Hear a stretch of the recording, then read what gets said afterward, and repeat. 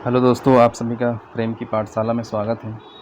आज हम लोग जेएसएससी के द्वारा पूछा गया पेपर एक्साइज कांस्टेबल 2019 में जिसका परीक्षा हुआ था, और ये पेपर 3 है जिसमें सामान्य ज्ञान, मैथ्स के क्वेश्चन, साइंस के क्वेश्चन, मैथ के 20 क्वेश्चन है, साइंस के भी 20 क्वेश्चन है, झारखंड जीएस के भी क्वेश्चन हैं, और जो बाकी करंट अफेयर्स है उसके भी क्वेश्चन हैं। यहाँ पे हम लोग देखेंगे कि क्या क्या क्वेश्चन पूछा गया था, किस तरह से क्वेश्चन पूछा गया था। इसके अलावा ये भी जानेंगे कि आने वाला जो एक्साइज कांस्टेबल का एग्ज़ाम है उसमें किस तरह के क्वेश्चन पूछे जा सकते हैं, क्या संभावना है। तो आपको इससे एक आइडिया मिल जाएगा, तो आपकी जो तैयारी है वो और बेहतर हो पाएगी। तो चलिए बिना किसी देरी के शुरू करते हैं। इसमें ये जो ओरिजिनल पेपर है, इस ओरिजिनल पेपर को मैंने इसलिए लिया है क्योंकि ताकि मैं इसको बदलना नहीं चाह रहा था, और इसमें जो पेपर है ये मेरे पास था नहीं, मैंने इसको गूगल से डाउनलोड किया है। तो जिसने भी अपलोड किया था उसने क्या किया है कि सभी का ही इन्होंने आंसर कर दिया है, ठीक है, और ये पूरा ये डार्क करके कर दिया है। तो इसमें मैं इसको टाइप कर सकता था बट मैंने किया नहीं। मैं चाहता था कि ओरिजिनल पेपर जो है उसी को मेरे को। चलिए कोई नहीं, हमें क्वेश्चन देखने से मतलब है कि क्या क्वेश्चन पूछा गया है, कैसा क्वेश्चन पूछा जाता है, या कोई कैसा क्वेश्चन पूछा जा सकता है। तो यहाँ पे देखिए, जो क्वेश्चन यहाँ पूछा गया है ये है झारखंड से संबंधित क्वेश्चन है। यहाँ पे जैसा कि यहाँ पे आप देख सकते हैं कि झारखंड राज्य से संबंधित। तो पहला क्वेश्चन पूछा गया था JEGRAS का फुल फॉर्म पूछा गया था, विस्तृत रूप। तो इसका विस्तृत रूप क्या है? Jharkhand online government receipt. ये रिसिप्ट्स नहीं होगा, ये रिसिप्ट यहाँ पे होगा, ठीक है। यहाँ आप देखिए, रिसिप्ट्स अकाउंटिंग सिस्टम, ये इसका फुल फॉर्म है, Jharkhand online government receipt accounting system. उसके बाद जो दूसरा क्वेश्चन पूछा गया था कि देश में उत्पादित समग्र इस्पात में से झारखंड लगभग कितने प्रतिशत इस्पात का उत्पादन कर रहा है। तो ये इसका सही आंसर क्या है? 20 से 25%। नेक्स्ट क्वेश्चन पूछा गया है कि झारखंड का राज्य पशु क्या है। तो राज्य पशु है हाथी। अगर राज्य पक्षी की बात करें तो पक्षी क्या है? कोयल है। इसके अलावा अगर राज्य के फूल की बात करें, फूल पुष्प की बात करें तो क्या है? पलाश, पलाश का फूल है। और अगर राज्य के वृक्ष की बात करें, वृक्ष की भी बात करें तो क्या है? साल वृक्ष, जिसको सखुआ वृक्ष भी बोलते हैं, साल वृक्ष, ठीक है। तो ये चीज़ आपको याद रखना है। उसके बाद नेक्स्ट जो क्वेश्चन है, विश्व कौशल शिखर सम्मेलन 2019 का आयोजन कहाँ किया गया था। तो ये किया गया था रांची में ही किया गया था। और इसके बाद जो 2022 का जो विश्व कौशल शिखर सम्मेलन यानी कि ग्लोबल स्किल समिट जो हुआ है 2022 का, वो कहाँ हुआ है? न्यू दिल्ली में हुआ है। और अभी 2023 का भी अगर बात करें तो ये समिट कहाँ पे होगा? न्यू दिल्ली में ही होगा, ठीक है, न्यू दिल्ली में ही होगा। और ये कौन सा संस्करण था? जो 2022 में हुआ था वो 13वां संस्करण था। और अभी जो 23 में जो होने वाला है वो कौन सा संस्करण होगा? 14वां, 14th संस्करण होगा। और ये दोनों जो है 22 में दिल्ली में हुआ, 23 में भी दिल्ली में ही होगा। नेक्स्ट यहाँ पे है 2019 के लिए Laureus sport for good award प्राप्त हुआ। तो ये किसको मिला था? झारखंड स्थित एक NGO युवा, ठीक है, ये एक NGO को मिला था।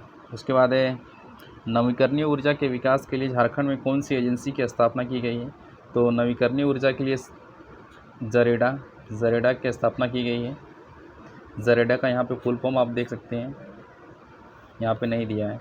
तो जरेडा का फुल फॉर्म क्या हो जाएगा? Jharkhand renewable energy development agency. उसके बाद यहाँ पे नेक्स्ट क्वेश्चन है, दिसंबर 2018 में झारखंड के मुख्यमंत्री कृषि योजना के अंतर्गत ₹100 की योजना कृषकों की सहायता करने के लिए घोषणा की गई थी। तो 2250 करोड़ की घोषणा की गई थी उस समय। अभी जो बजट में कृषि में कितना खर्च किया जाएगा उसको आप लोग देख लेंगे, मैंने बजट का वीडियो अपलोड किया है, वहाँ से आप देख सकते हैं। उसके बाद नेक्स्ट क्वेश्चन है, झारखंड की दामोदर नदी का उद्गम स्थल कहाँ है। तो ये छोटा नागपुर के पठार से निकलती है। और दामोदर नदी को क्या कहा जाता है? ये बंगाल के शौक के नाम से भी जाना जाता है। और इसके अलावा ये इसकी जो लंबाई है वो कितनी है, 592 किलोमीटर है। ठीक है, 592 किलोमीटर। इसके बाद यहाँ पे दिया है खिलाड़ियों को उनके खेलों के अनुसार बेमेल जोड़ों की पहचान कीजिए। तो दीपिका कुमारी जो है ये तीरंदाज है, महेंद्र सिंह धोनी क्रिकेटर है, और ये जो है ये कुश्ती सी नहीं है। जयपाल सिंह मुंडा हॉकी के खिलाड़ी हैं। और महेंद्र सिंह, इसकी दीपिका की बात करें तो इन्होंने 2012 में पहली बार ये वर्ल्ड रैंकिंग 1 पे पहुंच गई थी।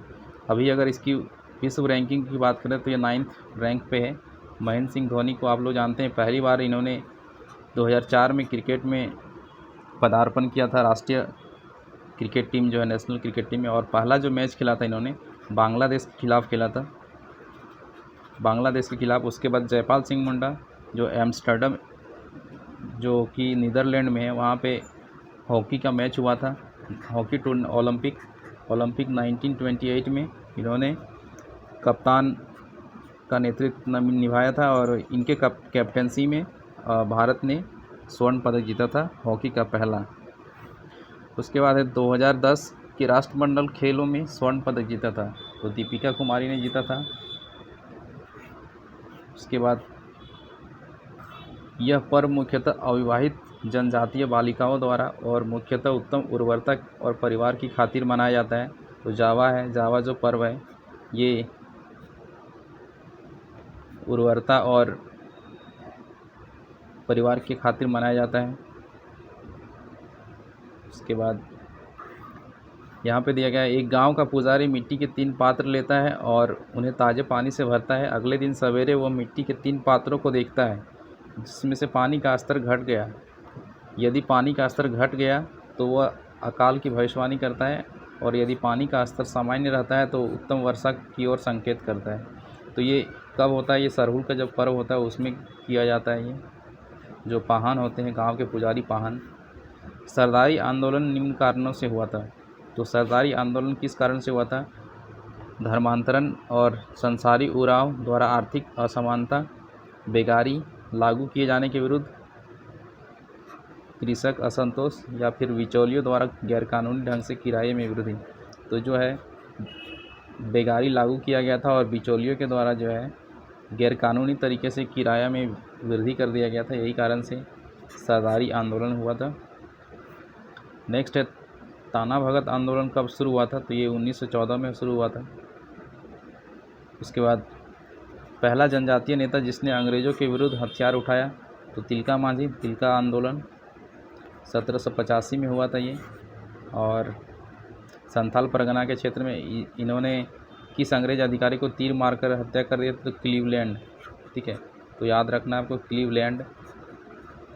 क्लीवलैंड को इन्होंने तीर मारकर हत्या कर दिया था। उसके बाद मैथन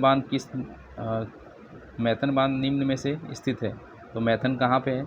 ये धनबाद में है। और किस नदी पे है? ये बराकर नदी पे है, बराकर नदी पे। उसके बाद अरुणा मिश्रा एक भारतीय डैश है, क्या है? मुक्केबाज है। और ये जो अरुणा मिश्रा, ये अगर बात करें किस विभाग में है, तो ये पुलिस डिपार्टमेंट की है। ठीक है, झारखंड पुलिस में है। और नेक्स्ट है लांस नायक अल्बर्ट एक्का की मृत्यु निम्न युद्ध लड़ते समय हुई थी। तो इनकी जो मृत्यु हुई थी भारत पाकिस्तान वार 1971 में हुआ था। और ये कहाँ के रहने वाले हैं? झारखंड में गुमला के रहने वाले हैं, गुमला के रहने वाले हैं। और इनको एक अवार्ड जो मिला वो क्या मिला? परमवीर चक्र। झारखंड के पहले शहीद हैं जिनको परमवीर चक्र मिला है। झारखंड का वर्तमान राज्यपाल कौन है? तो अभी तो वर्तमान सीपी राधाकृष्णन है। उनका नाम क्या है? सीपी राधाकृष्णन।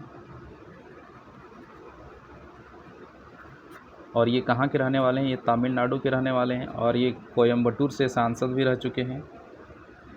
और द्रौपदी मुर्मू तो वर्तमान में राष्ट्रपति हैं। और जो एक चीज़ और, द्रौपदी मुर्मू राज्यपाल थी कितने नंबर की? तो 9वें नंबर की राज्यपाल थी। और जो अभी वर्तमान में राज्यपाल हैं सीपी राधाकृष्णन, वो 11वें नंबर के हैं। कार्तिक महीने कार्तिक महीने के काले चंद्रमा के दौरान मनाए जाने वाला सबसे अधिक प्रसिद्ध पर्व। तो ये क्या है? वंदना। काला चंद्रमा मतलब अमावस्या, ठीक है, अमावस्या के दिन का बात किया जा रहा है इसमें। उसके बाद है, यह एक लोक नृत्य जिसका निष्पादन विवाह के दौरान दूल्हे के परिवार में किया जाता है। तो जो डोमकच होता है, डोमकच, जब दूल्हा बारात लेके चला जाता है तब घर में सिर्फ महिलाएं बचती हैं, तो वहाँ पे महिलाएं पुरुषों का मतलब वेश बनाकर नाटक करती है, गाना गाती है, नृत्य करती है, तो उसी को डोमकच कहा जाता है। उसके बाद है, निम्न में से एक भारतीय आर्य भाषा नहीं है। तो आर्य भाषा कौन सा नहीं है? कोरबा जो है आर्य भाषा नहीं है। संथाली लिपि ओल चिकी का आविष्कार किसने किया था? तो पंडित रघुनाथ मुर्मू ने इसका आविष्कार किया था। अबरक की खानें अधिकतर निम्न जिले में पाई जाती हैं। तो ये अबरक की खानें जो है गिरिडीह, कोडरमा, ये दोनों ही सही होगा। अगर चतरा रहेगा तो चतरा भी सही होगा। 2011 की जनगणना के अनुसार झारखंड का सबसे कम जनसंख्या वाला जिला है कौन सा? लोहरदगा है।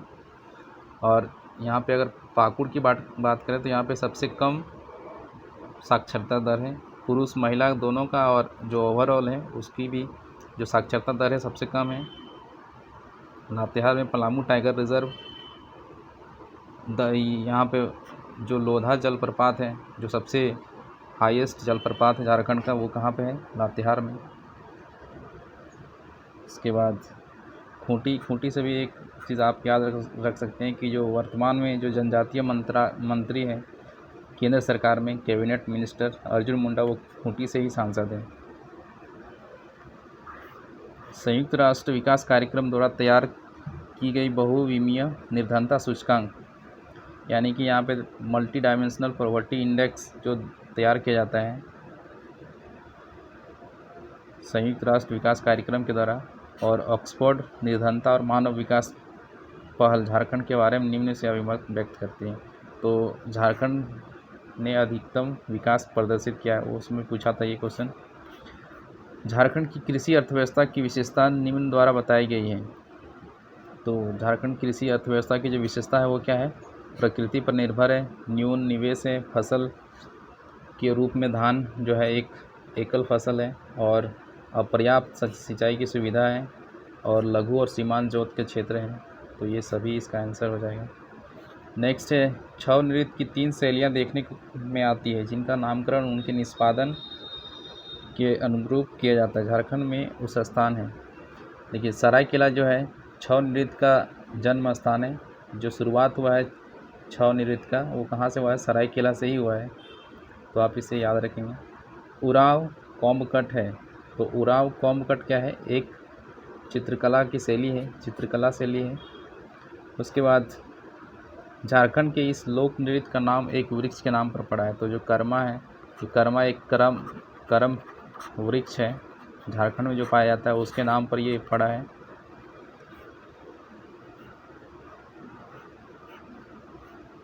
यहाँ पे एक चीज़ मैं बता दूँ, ये पाइका जो है, ये पाइका भी एक नृत्य है, और इस बार 2023 में 26 जनवरी को जो झांकी निकाली गई थी दिल्ली में, उसमें झारखंड की झांकी में किसे किसे शामिल किया गया था? तो जो बैजनाथ धाम है, बैद्यनाथ धाम, उसको शामिल किया गया था। उसके अलावा बिरसा मुंडा को शामिल किया गया था। बिरसा मुंडा उस झांकी में थे, उनका जो प्रतिमा है वो प्रतिमा था। उसके बाद जो साथ में जो लोग चल रहे थे वो पाइका नृत्य करते हुए चल रहे थे, और बिरसा मुंडा का जो स्टैचू लगा हुआ था उसके नीचे जो बेस बना हुआ था, उस बेस में जो है वो सोहराय पेंटिंग किया हुआ था। ठीक है, तो बिरसा मुंडा, बैद्यनाथ धाम और पाइका नृत्य और सोहराय पेंटिंग, ये 4 चीज़ शामिल थी। इसके अलावा निम्न में से एक चित्रकला की शैली नहीं है। तो चित्रकला की शैली कौन सी नहीं है? तो उरांव भित्ति चित्र जो है ये भी है। जादो पटिया संथाली भित्ति चित्र ये है। जो लहसुआ है ये चित्रकला की शैली नहीं है। झारखंड भारत के समग्र खनिज संसाधनों में से लगभग डैश का स्वामी है। तो ये 40% यहाँ पे पाया जाता है खनिज पूरे भारत में। झारखंड में भारत के निम्न का 26% आरक्षित भंडार है। किसका? लो आयस का। उसके बाद 2011 के अनुसार झारखंड की साक्षरता दर कितनी है? तो 66.41%। स्थान के आधार पर निम्न में से बेमेल को पहचान कीजिए। यहाँ पे दसम फॉल है, जोना फॉल है और पंचघाघ है, उसके बाद सदनी फॉल है। यहाँ पे देखिए बेमेल ये है कि ये सभी क्या है, बाकी रांची में है, लेकिन जो सदनी है ये रांची में नहीं है, इसी हिसाब से ये बेमेल है। झारखंड के उत्तर में देश की सीमाओं से लगा हुआ है, तो उत्तर में कौन सा राज्य है? बिहार है। अगर उड़ीसा की बात करें तो ये दक्षिण में है, साउथ में। अगर छत्तीसगढ़ की बात करें तो ये क्या है, वेस्ट में, पश्चिम में। और पश्चिम में एक और राज्य है, यूपी है। और पश्चिम बंगाल कहाँ पे है? ईस्ट में है, यानी कि पूर्व में।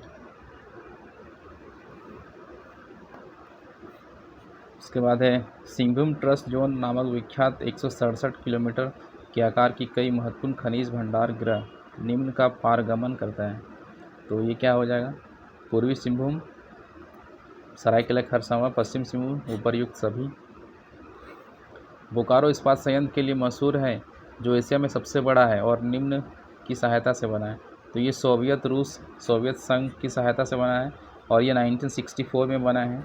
और ये किस पंचवर्षीय योजना के तहत बना है? ये 3rd पंचवर्षीय योजना के तहत बना था। तो ये चीज़ आपको याद रखना है।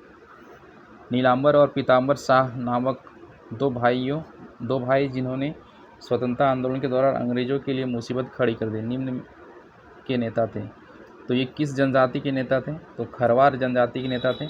और खरवारों में भी एक उपजाति है भोक्ता, ठीक है, भोक्ता। तो अगर एग्ज़ाम में दे दे कि भोक्ता जनजाति से थे, तो वो भी आंसर होगा। तो दोनों में से एक ही आपको मिलेगा, या तो खरवार मिलेगा या फिर भोक्ता, क्योंकि मेन जनजाति है खरवार और उसके अंदर उपजाति में कौन है? भोक्ता।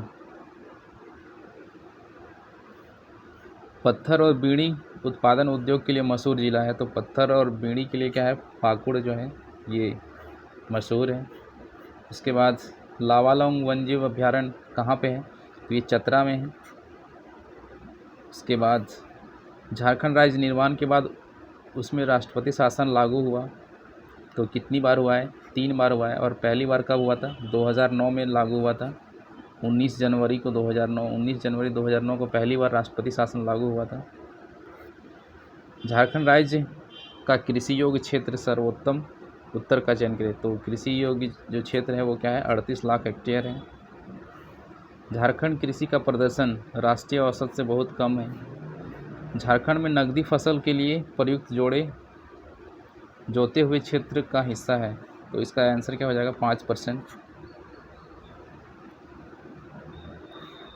मुख्यमंत्री रघुवर दास द्वारा प्रारंभ की गई सौभाग्य योजना का उद्देश्य झारखंड राज्य के आर पार सभी गांवों, आर पार नहीं, यहाँ पे आस पास होना चाहिए,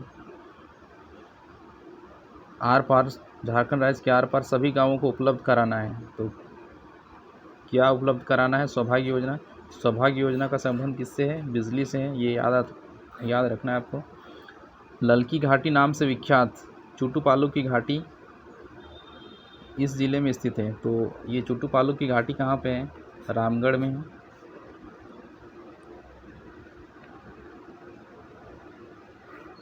उसके बाद एक चीज़ और, यहाँ पे आपको एक जो शहीद शेख भिखारी हैं उनको फांसी दिया गया था, वो चुटुपालू घाटी में ही उनको फांसी दिया गया था।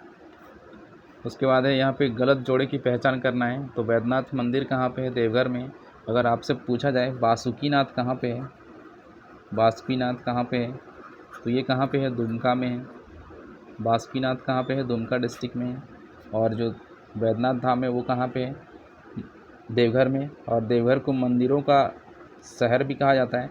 अगर मंदिरों का गांव पूछे तो वो होता है मलोटी। मंदिरों का गांव होता है मलोटी। अगर मंदिरों का शहर पूछा जाए तो वो होता है क्या? देवघर। तपोवन ये अलग है। उसके बाद जो हल्दी घाटी मंदिर है ये कहाँ पे? गुमला में। जगन्नाथ मंदिर ये भी रांची में है। वन क्षेत्र झारखंड के भौगोलिक क्षेत्र का निर्माण है। वन क्षेत्र कितना है? 29.61%।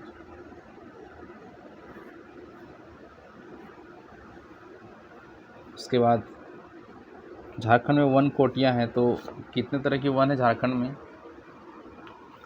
उष्णकटिबंधीय आर्द्र पतझड़ी वन, उष्णकटिबंधीय शुष्क पतझड़ी वन और उष्णकटिबंधीय विस्तृत पर्वतीय वन। तो ये क्या है, सभी कैटेगरी है वन की। उसके बाद यहाँ पे देखिए, अब ये मैथ सामान्य गणित के यहाँ पे प्रश्न है। तो यहाँ पे देखिए, यह पूछा गया है 204, 1190, 1445 का महत्तम समावर्तक क्या है।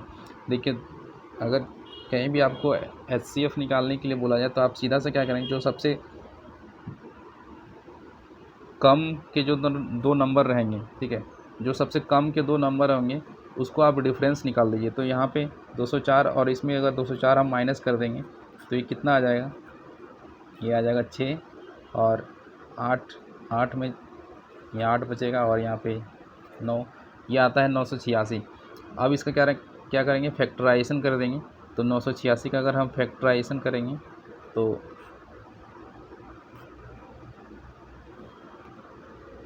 यहाँ पे हम लोग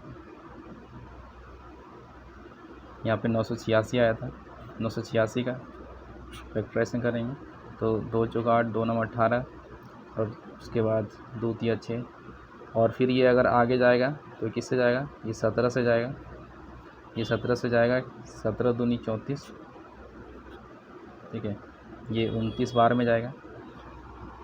तो ये इसका फैक्टराइजेशन करेंगे तो इतना आएगा। अब इसमें से देखिए, यहाँ पे एक तो आप ऑप्शन में डायरेक्ट यहाँ पे आंसर आप निकाल सकते हैं कि ऑप्शन में 29 है नहीं, लेकिन अगर आपको चेक करना है कि इसका जो HCF होगा वो 17 होगा या फिर, क्योंकि पूछा मैक्सिमम, तो मैक्सिमम क्या है, तो मैक्सिमम तो 29 है, लेकिन 29 से क्या है, ये डिवाइड होना चाहिए, 29 के मल्टीपल में ये आना चाहिए।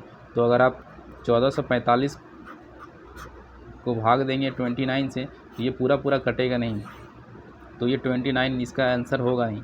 तो इसके बाद हम दूसरा जो मैक्सिमम नंबर है वो क्या है, 17 है। तो 17 डायरेक्ट आप यहाँ पे आंसर लगा सकते हैं, या फिर अगर आप चेक करना चाहें तो जब चेक करेंगे तो 17 से ये भी जो है पूरा आपको डिवाइड हो जाएगा, ठीक है। तो ये इसका सही उत्तर हो जाएगा।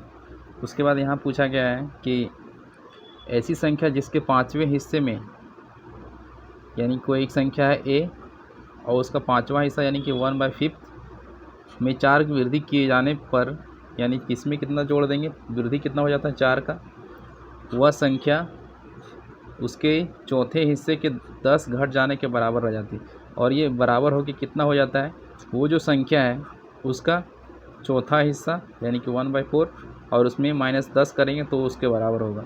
अब यहाँ पे देखिए, बारी बारी से आप ऑप्शन से भी चेक कर सकते हैं। इस तरह के क्वेश्चन को डायरेक्ट आप ऑप्शन से बनाएंगे तो ज़्यादा आसान होगा।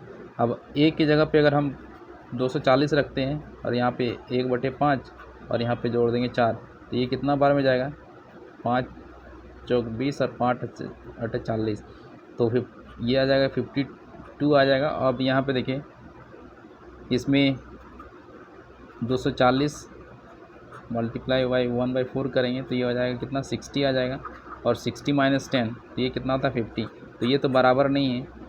तो इसी तरह करके क्या कर सकते हैं, आप सबको चेक कर सकते हैं। आप देखिए ये 280 आंसर क्यों होगा, तो यहाँ पे देखिए, यहाँ पे 280 गुना 1/5, तो ये कितना आ जाएगा, 25, 5 × 25 और 5 × 30, 56 और यहाँ पे प्लस कितना आ जाएगा 4, यानी ये आता है कितना, 60।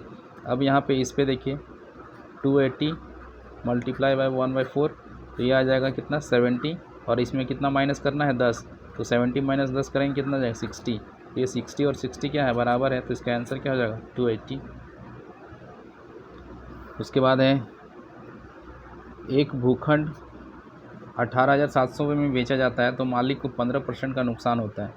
तो सबसे पहले उसके बाद पूछा है भूखंड को किस दाम पर बेचा जाए कि 15% का लाभ हो सके। तो सबसे पहले इसका क्या निकालेंगे, ये यहाँ पे दिया है क्या, SP दिया है, इसका CP निकालेंगे। अगर CP निकालने के लिए क्या करेंगे, तो SP × 100 और यहाँ पे जितना लॉस हो रहा है तो 100 - 15%, ये अब इसको सॉल्व करेंगे तो ये कितना आ जाएगा, CP हो गया 18,700 मल्टीप्लाई बाय 100, उसके बाद यहाँ हो जाएगा 85, ये 17 से कटेगा, 17 × 5 = 85 और ये 17 11 बार में कटेगा, यहाँ 1100 हो गया और ये 5 को काटेंगे तो ये कितना बार में कटेगा, 20 बार में, तो ये कितना आ जाएगा 11 दूनी 22 और ये 3 0, ये क्या आ गया CP आ गया।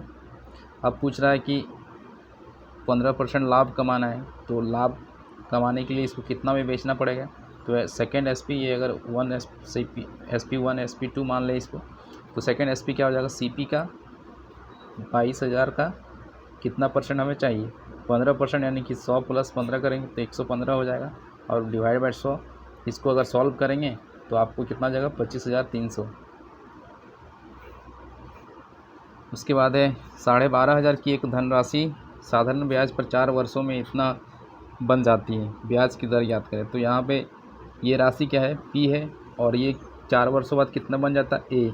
तो जो अमाउंट है, अमाउंट का फॉर्मूला क्या होता है P + SI, यानी कि जो प्रिंसिपल है प्रिंसिपल में हम SI जोड़ देंगे तो अमाउंट निकलेगा। यहाँ पे जो टाइम दिया वो कितना दिया है 4 वर्ष दिया है। तो जो SI होता है यहाँ पे देखिए SI से अगर निकालें इसको हम, तो SI का वैल्यू क्या हो जाएगा A - P हो जाएगा। तो अमाउंट कितना है 15,500 है और प्रिंसिपल कितना है 12,500। तो इसमें अगर माइनस करेंगे तो ये कितना आ जाएगा, ये 3,000 आ गया क्या SI। ये किसके बराबर है SI के बराबर है, ये SI आ गया। अब यहाँ पे SI का फॉर्मूला क्या था P, यानी कि 12,500। यहाँ पे R कितना है, R निकालना है और यहाँ पे T कितना दिया है 4 और उसके बाद ये 100। अब यहाँ पे देखिए SI के जगह पे हम 3,000 रख देंगे, ये 3,000 रख देंगे तो ये 3,000 और ये किसके ये बराबर है यहाँ पे। तो यहाँ पे 2 0 कट जाएगा, ये 2 0 कट जाएगा और उसके बाद 4 से कटेंगे इसको 25 बार में और ये 25 कटेगा 125 से 5 बार में और ये 5 कटेगा 30 से 6 बार में और यहाँ पे R बच गया, यानी कि R का जो वैल्यू निकल जाएगा वो कितना 6% इसका दर निकल जाएगा। उसके बाद है एक मालगाड़ी 72 किलोमीटर प्रति घंटे की चाल से चलती है एवं 250 मीटर लंबे प्लेटफॉर्म को 26 सेकंड में पार कर जाती है। तो मालगाड़ी की लंबाई क्या है, तो यहाँ पे देखिए जो मालगाड़ी जो प्लेटफॉर्म की लंबाई है वो मीटर में है, ये सेकंड में है और आंसर भी आपको जो है मीटर में है। तो सबसे पहले आपको जो किलोमीटर प्रति घंटा है ये स्पीड है ट्रेन का, उसको आप मीटर पर सेकंड में चेंज किए। तो मीटर पर सेकंड में चेंज करने के लिए आपको क्या करना होगा 5/18 से डिवाइड करना पड़ेगा, मल्टीप्लाई करना पड़ेगा। देखिए इसमें क्या होता है, अगर आपको किलोमीटर प्रति घंटे से आपको जाना है मीटर पर सेकंड में, तो आपको क्या करना होगा, इसके लिए आपको 5/18 से मल्टीप्लाई करना होगा। और अगर आप मीटर से किलोमीटर में जाना चाहते हैं तो इसके लिए 18/5 से मल्टीप्लाई करना पड़ता है। तो ये चीज़ आपको याद रखना है। ये 18 से कटेगा, 18 × 4 = 72 और ये कितना आ जाएगा 20। तो स्पीड कितना हो गया 20। तो स्पीड का फॉर्मूला क्या था डिस्टेंस बाय टाइम। तो यहाँ पे जो डिस्टेंस है वो मान लेते हैं इसकी जो लेंथ है लंबाई है वो L है और ये प्लेटफॉर्म का जो लंबाई है उसमें ऐड हो जाएगा टोटल डिस्टेंस में। तो ये होगा 250 और नीचे कितना हो जाएगा, टाइम कितना लग रहा है 26 सेकंड लग रहे हैं और ये जो 26 सेकंड है और स्पीड कितना हो गया, स्पीड हमारा कितना हो गया 20। तो यहाँ पे आगे इसको अगर सॉल्व करें तो 26 दूनी ये क्रॉस मल्टीप्लाई करके कितना हो जाएगा L + 250 बराबर 26 दूनी 52 यानी कि 520। अब यहाँ पे L को निकालना है तो 520 में हम 250 माइनस कर देंगे तो ये कितना आ जाएगा 270। यही इसका आंसर हो जाएगा। उसके बाद है 5 क्रमिक सम संख्याओं ABCDE का औसत 66 है, तो B और E का गुणनफल क्या होगा। तो यहाँ पे देखिए जो क्रमिक लिखा हुआ, यानी क्रमिक का मतलब क्या होता है, जैसे मान लो कोई शुरू होता है 1 से तो 1 2 3 4 5 6 वो क्रमिक होगा, ये लगातार, उसके बीच में कोई गैप नहीं। तो क्रमिक सम संख्या यहाँ पे क्या है औसत 66 दिया है, तो औसत 66 दिया मतलब हमेशा क्या है ये बीच का है। औसत हमेशा अगर 5 नंबर दिया है तो 5 में से जो बीच का होगा वही क्या है इसका औसत है। तो यहाँ पे देखिए C का ये वैल्यू दे दिया है 66। चूँकि यहाँ पे बोल रहा है कि ये क्रमिक है तो 66 के बाद अगला सम संख्या क्या आएगा 68 आएगा। फिर अगला क्या आएगा 70 आएगा। उसके बाद यहाँ पे अगर पीछे जाएँ तो ये 66 के बाद पीछे क्या आ जाएगा 64 आ जाएगा बी का वैल्यू, और यहाँ पे ए का वैल्यू कितना आ जाएगा 62। अब बोल रहा है बी और ई को मल्टीप्लाई कर रहे हैं, यानी कि 64 और 70 को मल्टीप्लाई करेंगे तो ये आपको आ जाएगा कितना 4480। ठीक है, तो 64 इंटू 70 करेंगे तो ये आ जाएगा 4480। ठीक है, नेक्स्ट है यहाँ पे 35 महिलाएं एक कार्य को 12 दिन में कर सकती है, उसी कार्य को 21 दिन में पूरा करने के लिए कितनी महिलाओं की ज़रूरत होगी। तो यहाँ पे देखिए एक फॉर्मूला होता है, इस पर आप कर सकते हैं, जो भी नंबर ऑफ़ मेल या फीमेल रहेगी उसको मल्टीप्लाई करेंगे कितने दिन वो काम कर रहे हैं, फिर उसको मल्टीप्लाई करेंगे एच से कि कितने घंटे वो काम कर रहे हैं, और नीचे डिवाइड करेंगे कि कितना वो काम कर रहे हैं। तो ये इसको मान लेंगे M1 D1 H1 और ये W1, और इधर इसी को बराबर करेंगे M2 D2 S2 और यहाँ पे W2। तो यहाँ पे देखिए जो महिलाएं हैं वो कितनी महिलाएं हैं 35 महिलाएं हैं। कितने दिन काम करती है 12 दिन काम करती है। यहाँ पे कितने घंटे काम करती है वो नहीं दिया तो उसके जगह पे कुछ नहीं लिखेंगे। कितना काम करती है एक ही काम करती है। और ये किसके बराबर फिर पूछ रहा है क्या कि कितनी महिलाएं, यानी कि यहाँ पे महिलाओं को W मान लेते हैं। महिलाएं कितना दिन काम करेंगे 21 दिन काम करेंगे, काम वही है एक। तो यहाँ पे देखिए ये कटेगा 7 से, 7 पचे 35 और 7 तिया 21, 3 बार में कटेगा ये, और ये 3 से कटेगा ये 4 बार में। तो जो महिलाओं की संख्या कितनी आ जाएगी 5 चौक 20, 20 इसका आंसर हो जाएगा। उसके बाद है एक कक्षा में 40 बालिकाएं हैं, स्मिता का वज़न 50 किलोग्राम है। जो बालिकाएं हैं वो कितनी है 40 है, 40 बालिकाएं हैं, और स्मिता जो है उसका वज़न 50 केजी है। कितना है 50 केजी है। वो कक्षा छोड़कर चली जाती है, यानी कि ये जो है कक्षा छोड़कर चली जाती है, और रजनी नामक एक नई बालिका आ जाती है। अब जो है रजनी नामक एक बालिका आ जाती है कक्षा में, जिसके कारण कक्षा की औसत वज़न, मान लीजिए कुछ उसका वज़न था औसत वज़न पूरे कक्षा का, तो औसत का कहने का मतलब क्या है कि हर 40 का जो वेट है वो कितना है, मान लीजिए x औसत है तो क्या है सबका x केजी है। लेकिन अब क्या बोल रही कि जब ये स्मिता चली जाती है और जब रजनी आ जाती है तो वेट जो है वो 1/4 केजी बढ़ जाता है। तो यहाँ पे देखिए 1/4 केजी बढ़ जाता है तो कितने लोगों का बढ़ जाता है 40 लोगों का बढ़ जाता है। तो ये टोटल कितना आ गया 10 केजी, यानी टोटल जो वेट में कितना बढ़ोतरी हुआ 10 केजी।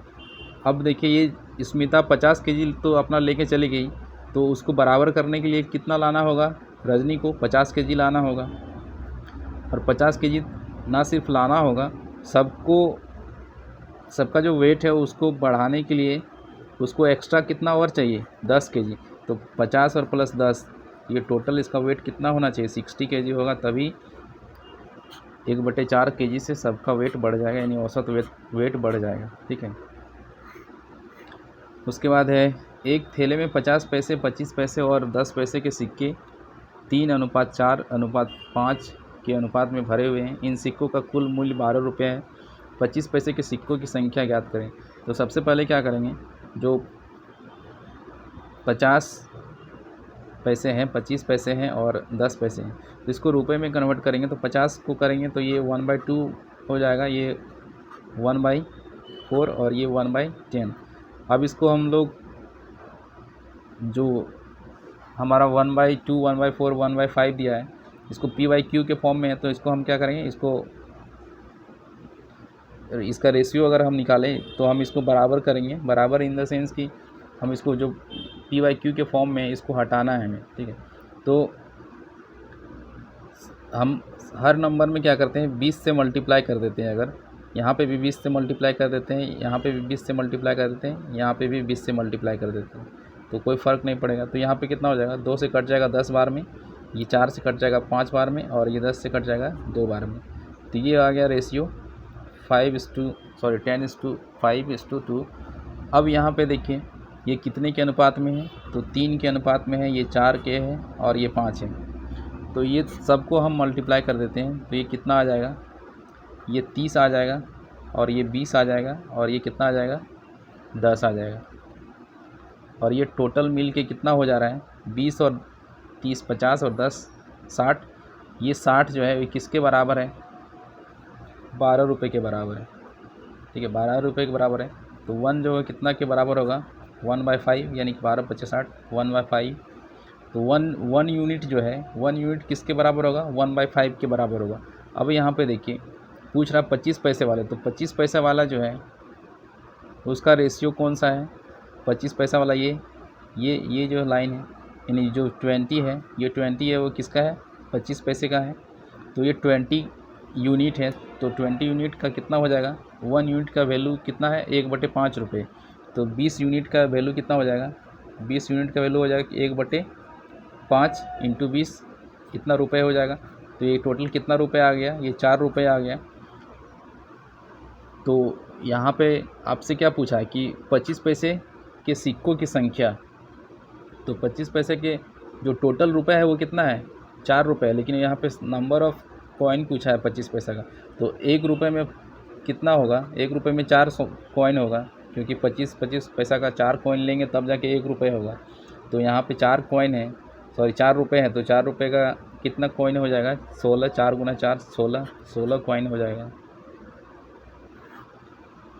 कुछ लोगों ने एक काम को 18 दिन में पूरा करने का वचन दिया, लेकिन उनमें से 6 लोग गैर हाजिर हो गए।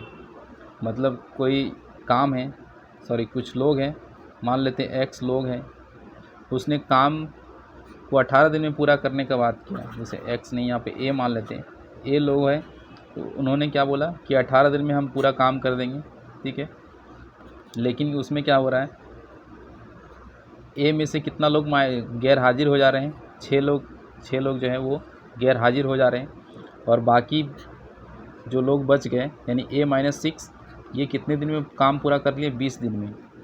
और काम वही है, तो इसको अगर हम सॉल्व करें तो ये कितने में? 2 9 18 और ये यहाँ पे 10। अब इसको सॉल्व करेंगे, कितना आ जाएगा? 9A, और यहाँ पे आ जाएगा कितना? A-6 into 10। अब ये इसको सॉल्व करेंगे तो ये 10A और -60। अब यहाँ पे देखें, ये अगर इसको इधर लाएंगे तो -60 को इधर लाएंगे तो 60, और यहाँ पे 10 A माइनस 9A, और ये कितना आ जाएगा? A, यानी कि A का जो वैल्यू आ गया, A का वैल्यू कितना आ गया? 60। यानी कि टोटल जो लोग थे वो कितने थे? 60 लोग थे। अब देखिए यहाँ पे सामान्य ज्ञान का प्रश्न है। यहाँ पूछा गया है कि मुख्य दस्तावेज जिसके माध्यम से लॉर्ड डलहौजी ने समामेलन की अपनी नीति कार्यान्वित की थी वो था, तो जो व्याप्तिगत का सिद्धांत था वो था, इसका आंसर हो जाएगा।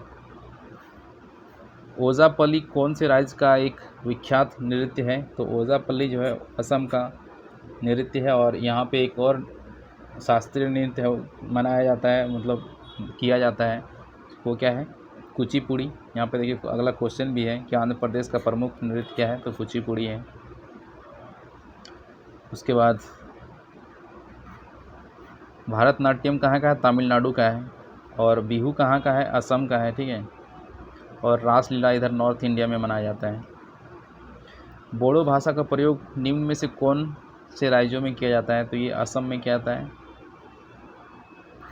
पंचायत चुनाव कराने का निर्णय किसके द्वारा लिया जाता है? तो पंचायत चुनाव का निर्णय राज्य सरकार के द्वारा किया जाता है, और राज्य निर्वाचन आयोग के द्वारा ये चुनाव संपन्न किया जाता है। निम्न में से किसे जनवरी 2019 में भारत रत्न पुरस्कार दिया गया? तो ये भारत रत्न मिला था प्रणब मुखर्जी को 2019 में। उसके बाद है यहाँ पे मिलान करना है कि कौन सा कप जो है वो किससे संबंधित है। तो थॉमस कप किससे संबंधित है? फीफा कप किससे संबंधित है? वो फीफा फुटबॉल से संबंधित है। उसके बाद जो थॉमस कप है वो थॉमस कप किससे संबंधित है? बैडमिंटन से संबंधित है। उसके बाद आगा खां कप जो है वो किससे संबंधित है? वो हॉकी से है, आगा खां। उसके बाद डेविस कप है, लॉन टेनिस से, और जो इजरा कप है वो क्या है? पोलो से संबंधित है। भारत सरकार द्वारा प्रदत्त सर्वोच्च वीरता पुरस्कार कौन सा है? ये परमवीर चक्र है, और झारखंड में किसे मिला था? अल्बर्ट एक्का को। अल्बर्ट एक्का को मिला है ये परमवीर चक्र, अल्बर्ट एक्का। अगस्त क्रांति दिवस के रूप में नामित भारत छोड़ो आंदोलन 76वीं वर्षगांठ भारत में 2018 में आयोजित की गई। तो यहाँ पूछा गया है कि अगस्त क्रांति कब हुआ था, तो ये 8 अगस्त 1942 में शुरू हुआ था। तो वही चीज़ यहाँ पे पूछा गया है। निम्न में से कौन सा यात्री गुप्त काल के दौरान भारत का दौरा किया था? तो भारत का दौरा गुप्त काल में किसने किया था? फाहियान ने किया था, ये चीनी यात्री था। उसके बाद है संविधान के अनुच्छेद 370 से संबंधित निम्न में से कौन सा कथन सही है?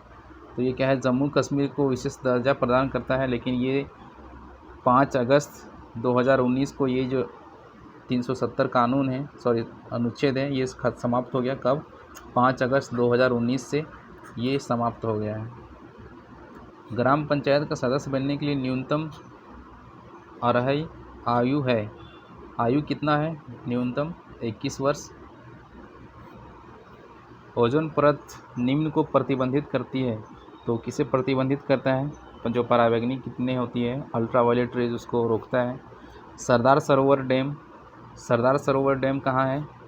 नर्मदा नदी पे है। और सरदार सरोवर डैम के पास में ही ये डैम अगर यहाँ पे है तो इसके फ्रंट में ही स्टैचू ऑफ यूनिटी बनाया गया है, जो सरदार पटेल की जो प्रतिमा है उसको कहाँ बनाया गया? सरदार सरोवर बांध के पास में ही, आगे में, फ्रंट में। निम्नलिखित में से कौन सा एक क्षेत्र जलवायु का एक महत्वपूर्ण कारक नहीं है? तो कौन सा नहीं है? जो देशांतर है वो जलवायु का कारक नहीं होता है। चंद्रमा की अवस्था निम्न द्वारा उत्पन्न होती है, तो चंद्रमा की जो परिक्रमा है उसके द्वारा इसकी अवस्था उत्पन्न होती है। भारतीय संविधान के कौन से अनुच्छेद के अनुसार राष्ट्रपति यदि ऐसा महसूस करते हैं कि ऐसे गंभीर स्थिति उत्पन्न हो गई है कि युद्ध, बाह्य आक्रमण अथवा विद्रोह के कारण भारत या इसके किसी क्षेत्र की सुरक्षा को खतरा है, तो पूरे भारत को या उसके किसी हिस्से में आपातकाल प्रदान या घोषित करने का अधिकार है। तो 352 के तहत नेशनल इमरजेंसी लगता है, नेशनल इमरजेंसी। और 356 के द्वारा स्टेट इमरजेंसी, ठीक है, जिसको हम राष्ट्रपति शासन कहते हैं। और 360 के तहत जो है ये वित्तीय आपात लगाया जाता है। वित्तीय आपात का संबंध किससे है? 360 से है। 360 आज तक एक बार भी नहीं लगा है, और 356 तो हर राज्य में लगता ही रहता है हमेशा। और 352 की बात करें तो ये 3 बार लग चुका है अभी तक, और आखिरी बार जो लगा था वो इंदिरा गांधी ने लगाया था 1975 में, ठीक है। तो ये आपको याद रखना है। नेक्स्ट है, भारत में कोयले के भंडार अधिकांशतः कहाँ स्थित हैं? तो ये कहाँ है? दामोदर घाटी में। और अगर उसमें भी बात करें तो जो झरिया, धनबाद झरिया का जो क्षेत्र है वहाँ पे सबसे ज़्यादा पाया जाता है भंडार। निम्न में से कौन सी नदियों का उद्गम प्रायः एक ही है? तो ब्रह्मपुत्र और ये जो हिंद है, ये दोनों का क्या है? उद्गम बिंदु एक ही है। समान मात्रा में वर्षा प्राप्त करने वाले स्थानों को जोड़ने वाली रेखाओं को क्या कहते हैं? तो आइसोहाइज कहते हैं, जो समान मात्रा में वर्षा प्राप्त करती है वो स्थानों को। उसके बाद है यहाँ पे देखिए मैचिंग करने का है कि कलिंग युद्ध का संबंध किससे है? तो कलिंग युद्ध अशोक एवं कलिंग। पानीपत का युद्ध किसके किसके बीच में हुआ था? तो इब्राहिम लोदी और बाबर के बीच हुआ था। उसके बाद हल्दी घाटी का युद्ध महाराणा प्रताप और अकबर, और खानवा बाबर और राणा सांगा के बीच। निम्नलिखित वंशों को उनके कालक्रम के अनुसार व्यवस्थित करें, तो सबसे पहले कौन सा होगा? तो यहाँ पे देखिए इसका एक शॉर्ट ट्रिक है कि गुल खिले, जो दिल्ली सल्तनत है, दिल्ली सल्तनत के जो राजवंशों का जो क्रम होगा उसको आप याद रख सकते हैं, गुल खिले तो सांस ले, ठीक है। तो गुल से गुलाम वंश, उसके बाद खिलजी वंश, उसके बाद तुगलक वंश, उसके बाद सैयद वंश, और यहाँ पे लोधी वंश। तो इस तरह से आप इसको अरेंज कर सकते हैं। हमारे देश की कुल भूमि का क्षेत्रफल का वन क्षेत्र है, तो 22% वन क्षेत्र है। ये बढ़ के अभी 23 हो गया है, 23% के आसपास। बांग्लादेश की मौद्रिक इकाई क्या है? तो ये टका है और इसकी जो राजधानी वो क्या है? ढाका। सूर्य ग्रहण कब होता है? जब चंद्रमा पृथ्वी और सूर्य के मध्य आ जाता है, तो ये सूर्य ग्रहण तब कहलाता है। भारत में पंचायती राज प्रणाली को प्रस्तावित करने वाली सबसे पहली कमेटी कौन सी थी? तो सबसे पहली कमेटी थी बलवंत राय मेहता कमेटी। हॉलैंड की मुद्रा का नाम क्या है? तो हॉलैंड की मुद्रा है, हॉलैंड जिसको नीदरलैंड भी कहते हैं, इसकी मुद्रा है यूरो। और दोस्तों जिसको भी मुद्रा और कैपिटल करेंसी में दिक्कत है वो देख सकते हैं, मैंने एशिया, यूरोप, अफ्रीका और साउथ अमेरिका का मैपिंग के द्वारा कैपिटल और करेंसी कराया है। बहुत अच्छी वीडियो है, आपको एक बार देखेंगे तो पूरा का पूरा आपको याद हो जाएगा, आपको कभी रटने की ज़रूरत नहीं पड़ेगी। काफ़ी बेहतरीन तरीके से मैंने बताया है, पूरा मैप बेस्ड है वो, एक बार आप देखें। कल ही मैंने अपलोड किया था अफ्रीका का मैप के साथ हम लोगों ने करेंसी को देखा था, कल ही का वीडियो है, आप देख सकते हैं। आपको डिस्क्रिप्शन में लिंक मिल जाएगा, हर एशिया का, यूरोप का, साउथ अमेरिका का, अफ्रीका का, सबका हम लोगों ने देखा है। बहुत अच्छी वीडियो है, आप देख सकते हैं और आपको सारा का सारा देश का कैपिटल और करेंसी आपको याद हो जाएगा। नेक्स्ट है, किस वर्ष गांधी जी द्वारा भारत छोड़ो नारा दिया गया? तो 1942 में। लोकसभा के सभापति किसके द्वारा हटाया जा सकता है? तो लोकसभा के बहुसंख्यक सदस्यों के द्वारा हटाया जा सकता है। कादम्बरी किसके द्वारा लिखा गया है? तो ये वान भट्ट के द्वारा लिखा गया है। उसके बाद नेक्स्ट है, यदि कोई राज्य मंत्री त्यागपत्र देना चाहता है तो उसे त्यागपत्र किसे संबोधित करना होगा? कोई राज्य का मंत्री है तो ये राज्य का मुख्यमंत्री। उसके बाद भारत में अर्जुन पुरस्कार निम्न में से किसके लिए दिया जाता है? तो खेलों में उत्कृष्ट प्रदर्शन के लिए अर्जुन पुरस्कार दिया जाता है। नेक्स्ट क्वेश्चन है, बिहू कहाँ का पर्व है? मैंने बताया असम का है। कथकली ये कहाँ का है? केरल की कथकली। उसके बाद यहाँ पे राजधानी दिया हुआ है और यहाँ पे मैच करना है, तो आप यहाँ पे देखें। छत्तीसगढ़ की राजधानी क्या है? रायपुर है। तेलंगाना की राजधानी क्या है? हैदराबाद है। त्रिपुरा की राजधानी क्या है? अगरतला। और नागालैंड की है कोहिमा और सिक्किम का क्या है? गैंगटॉक। ठीक है। भारत में राज्यों और केंद्र शासित प्रदेशों की संख्या क्या है? ये अभी बदल गया है, अभी जो केंद्र शासित प्रदेश है वो 8 हैं और राज्य है वो कितने हैं? 28 राज्य हैं।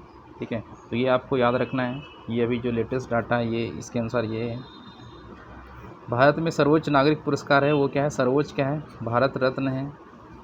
उसके बाद समाचार पत्रों की रिपोर्टों के अनुसार भारत सरकार अंततः अपनी समुद्री सेनाओं के लिए एक उन्नत MRMR खरीदने की सहमत हो गई है। MRA का क्या है? एक युद्धपोत। मुगल साम्राज्य की राजधानी डैश द्वारा आगरा से दिल्ली स्थानांतरित की गई थी? तो शाहजहाँ ने ही लाल किला का निर्माण किया है। उसके बाद जो जामा मस्जिद है उसका भी निर्माण शाहजहाँ ने किया है। उसके बाद ताजमहल का भी निर्माण शाहजहाँ ने किया। ये आपको याद रखना है शाहजहाँ के बारे में। राज्यसभा, भारत की संसद की राज्यसभा निम्न द्वारा भंग की जा सकती है। तो संसद जो है राज्यसभा एक अस्थाई सभा है। ठीक है, और राज्यसभा कभी भंग नहीं होती है, बस इसके सदस्य जो हैं वो हर 2 साल में 2/3 सदस्य जो है हर 2 साल में क्या होते हैं? रिटायरमेंट होते हैं। रिटायरमेंट मतलब उसका निर्वाचन फिर होता है और ये इसके जो कार्यकाल है वो कितना है? एक जो MP होते हैं राज्यसभा के वो 6 वर्ष का होता है। तो ये आपको याद रखना है। उसके बाद नेक्स्ट हम लोग देखते हैं, यहाँ पे साइंस का क्वेश्चन है, प्रकाश संश्लेषण में कौन सा ऊर्जा रूपांतरण होता है? तो जो प्रकाश ऊर्जा से रासायनिक ऊर्जा का रूपांतरण होता है। चेचक के लिए टीके का आविष्कार किसने किया था? एडवर्ड जेनर ने किया था। उसके बाद है, निम्न में से कौन से पदार्थ को तापित करने का प्लास्टर ऑफ पेरिस का उपयोग किया जाता है? तो जिप्सम का प्रयोग किया जाता है। रतौंधी जो है किस विटामिन की कमी से होती है, तो ये विटामिन ए की कमी से होती है। विटामिन ए को क्या कहते हैं? रेटिनॉल कहते हैं, तो ये आप याद रखेंगे।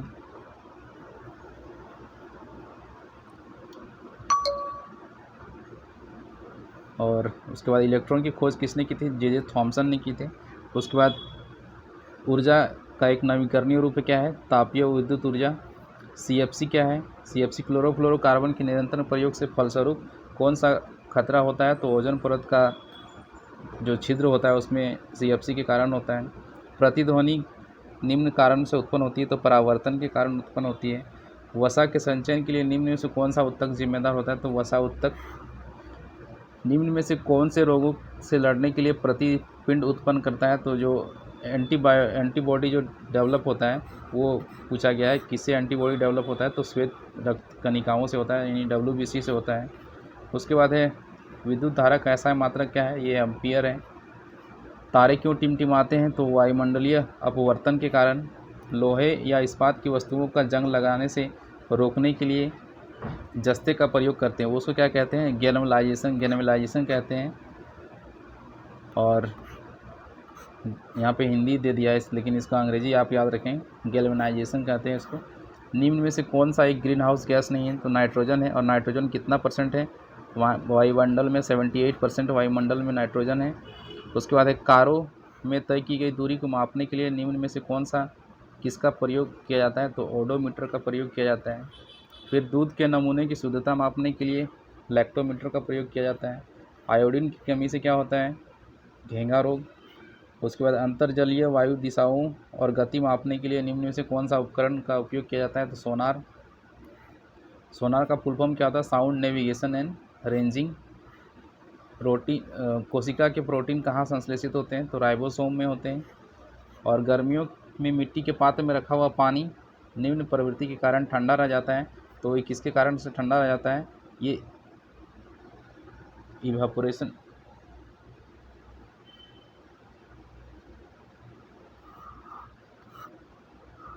ये जो है ये इवापोरेशन के कारण। इसको दोस्तों आप लोग कमेंट करके बताएंगे आंसर इसका, ठीक है? इसको आप लोग कमेंट करके बताएंगे क्या होता है। मैं आप ये प्रोसेस आपको बताता हूँ। जैसे ये घड़ा है, तो घड़ा में क्या होता है? तो रोम छिद्र होते हैं। रोम छिद्र से क्या होते हैं? इसके जो पानी है, इसे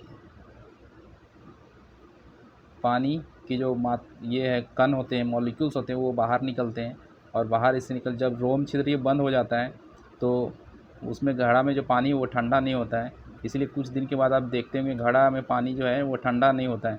तो जब तक ये इसके जो रोम छिद्र खुले रहते हैं तब तक ये पानी ठंडा करता है। बाद में क्या करता है? ये पानी को ठंडा नहीं करता है, ठीक है?